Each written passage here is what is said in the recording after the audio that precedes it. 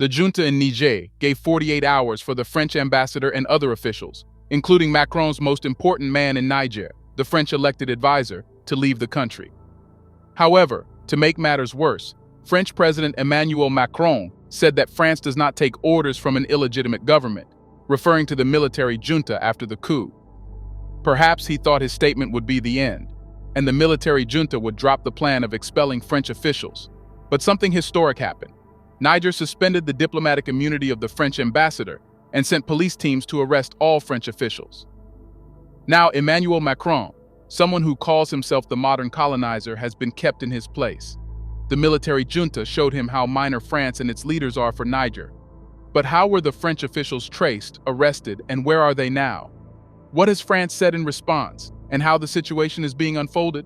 Let's find out.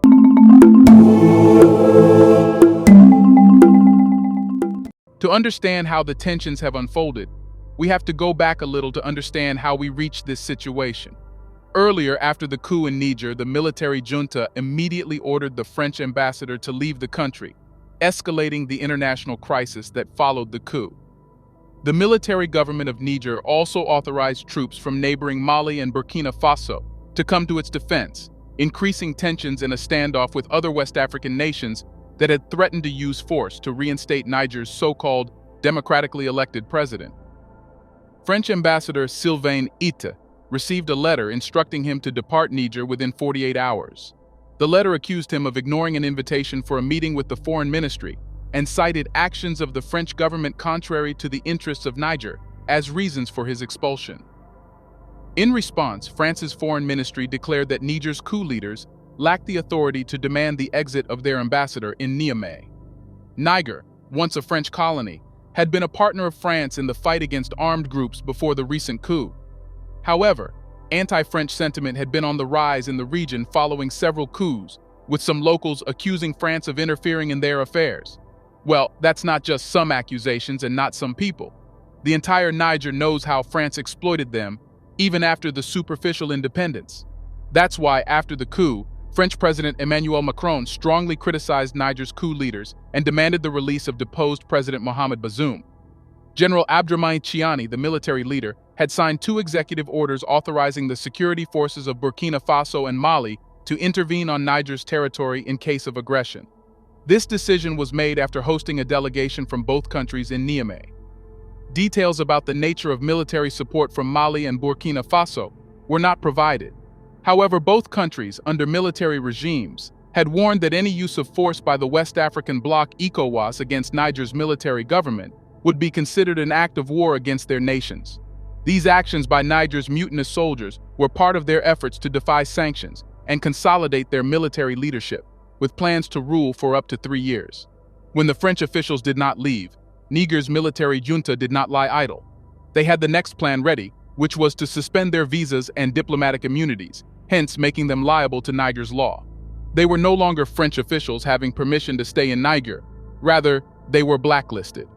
Therefore, because they did not comply with the order, Niger's military rulers issued instructions to the police to expel the French ambassador, leading to a further deterioration in relations and an escalation of anti-French sentiment. French authorities had asserted that the army officers who had seized power in Niamey the previous month lacked the authority to make such a decision. Well, you can see, France tried everything to make an excuse to stay in Niger no matter what happens.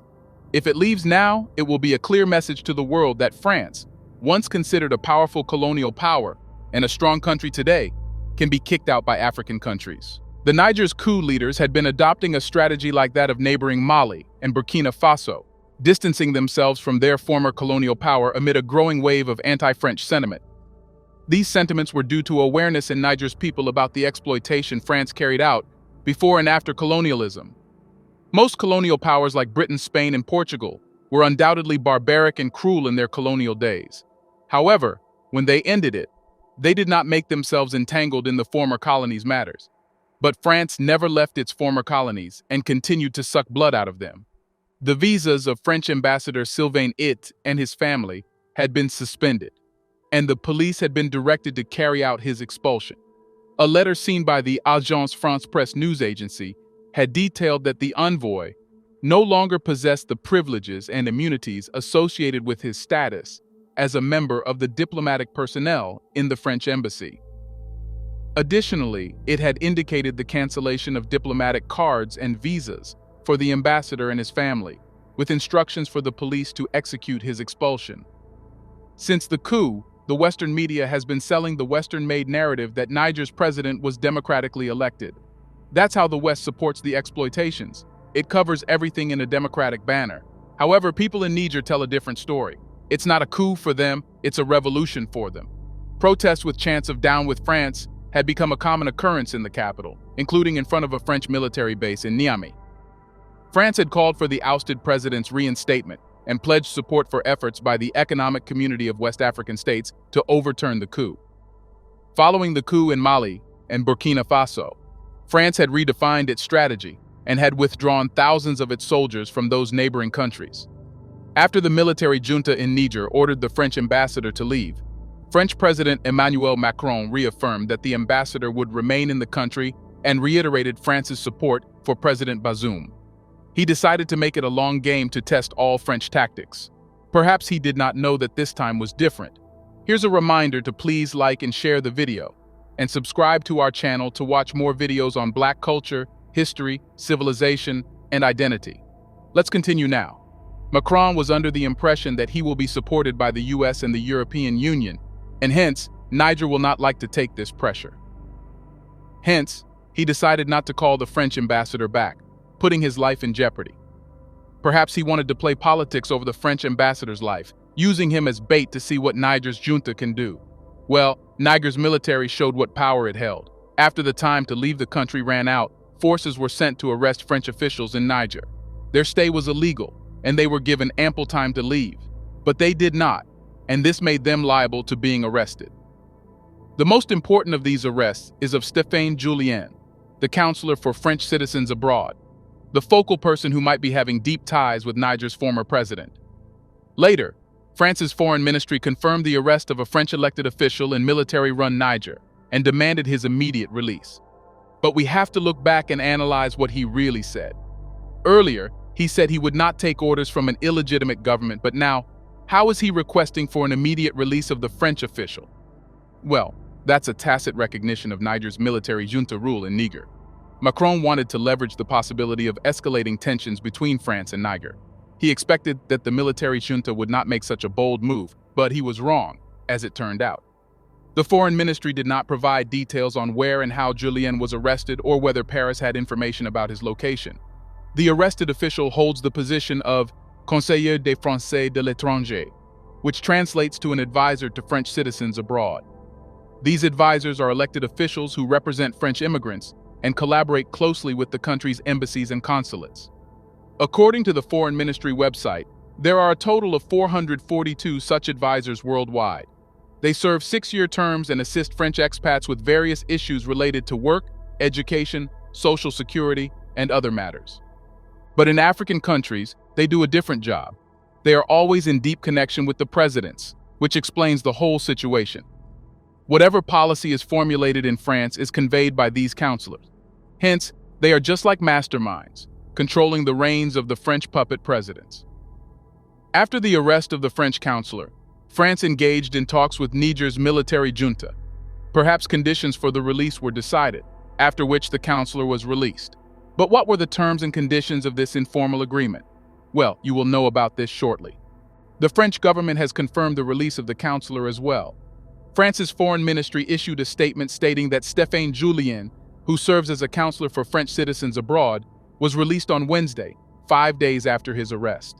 The statement did not provide specific details about his release or the reasons behind his arrest, but it did highlight that the French government had called for his liberation. But how could Niger release him? Well, that's when you should know about what Macron did in return. Perhaps for the release of the French official, Macron begged the junta in Niger. And on Sunday, President Emmanuel Macron announced that France would terminate its military presence in Niger and call its ambassador from the country. This is Niger's victory. Niger has defeated France, which exploited it for years.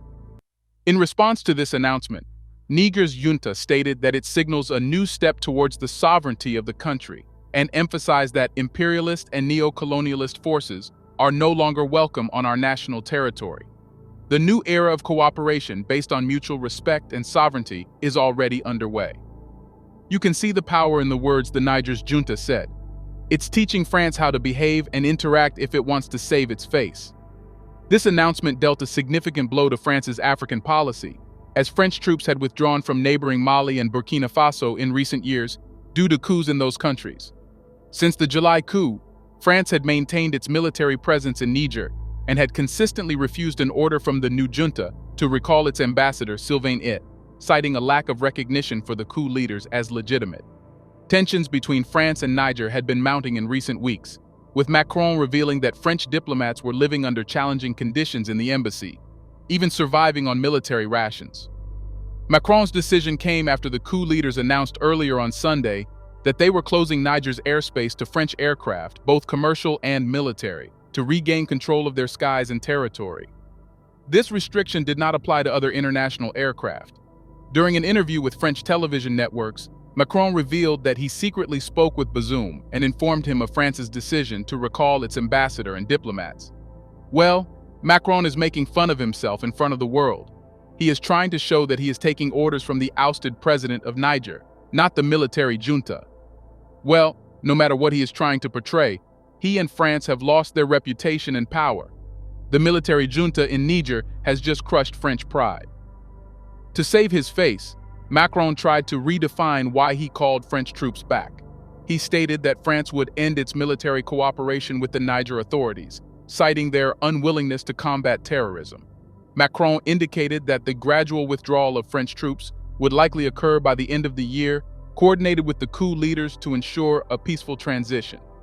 It's worth noting that the era of France as Africa's gendarme or constable may be coming to an end as the continent's priorities evolve, particularly in light of repeated military interventions in its former colonies in recent decades.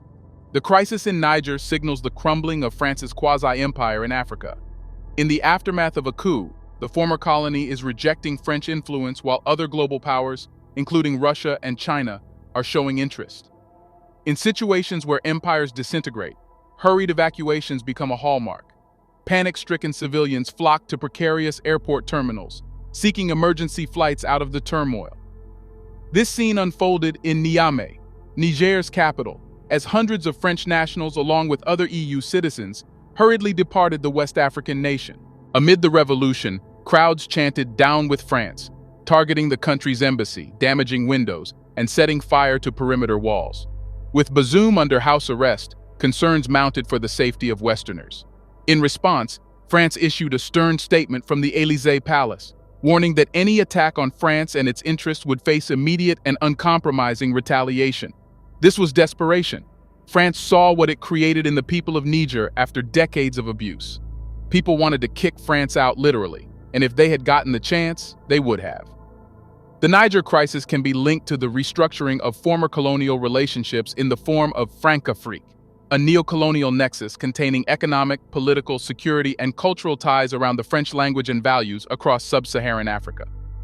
The coup in Niger is part of a broader trend in the region, with Mali and Burkina Faso also experiencing coups and expressing increasing resentment toward France. Russia's Wagner Group has offered support to rebellious Nigerians, raising concerns about a new scramble for Africa. Russian flags have appeared at demonstrations outside the French embassy in Niamey, and some are calling for Vladimir Putin to replace Macron as their main global supporter. After Macron announced calling French troops back, an internal conflict with the head of a French spy agency started.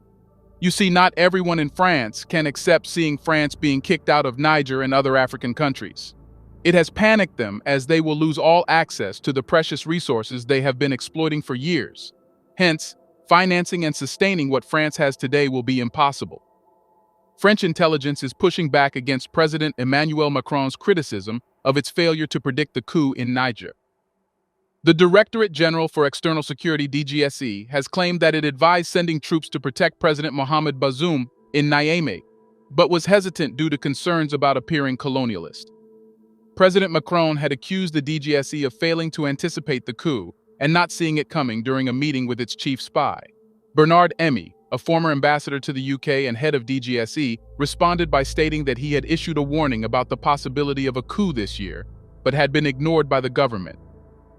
It was revealed that the DGSE had gone beyond merely publishing a note about the coup risk.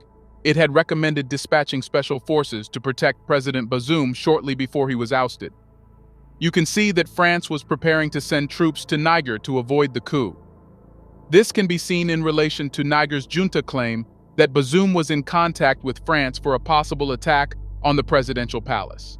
Now, the dispute between President Macron and the head of the spy agency has exposed what France was planning. The tensions came to a head during a Defense Council meeting called at the Élysée Palace after the coup led by General Abdourahmane Chiani, the head of Niger's presidential guard, caught France off guard.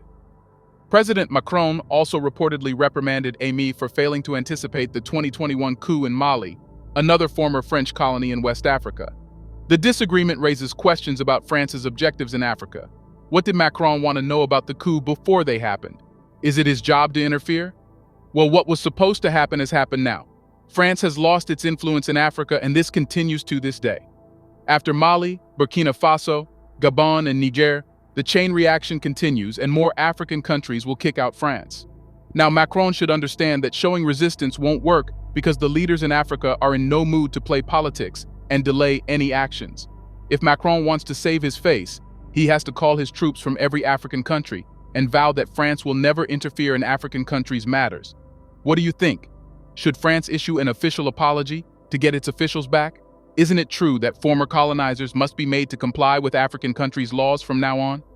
Let us know what you think about France's plan to buy some time and delay the evacuation so it can get back all control in Niger. Do you want to watch more videos like this one? If yes, subscribe to our channel and press the bell icon next to it. We have decided to bring videos on something nobody talks about: the Black culture, civilization, history, and evidence about how glorious Blacks have been. Thanks for watching, and until the next video, stay tuned.